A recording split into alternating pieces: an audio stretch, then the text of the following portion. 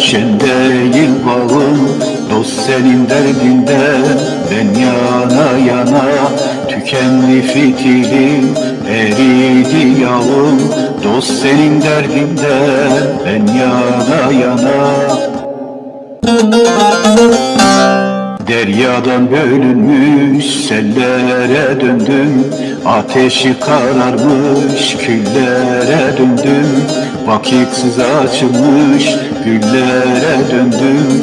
Dost senin derdinden ben yana yana.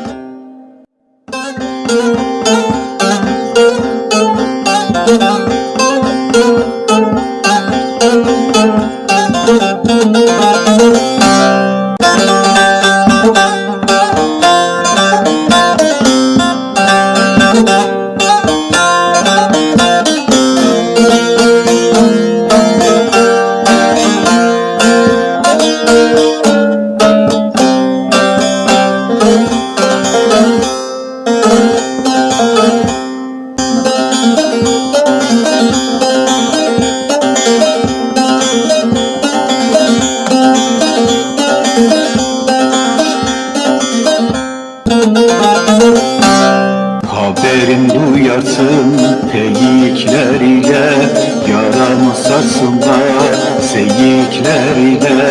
40 yıl dağda gezdim geyikler ile. Dost senin derdinden ben yana yana.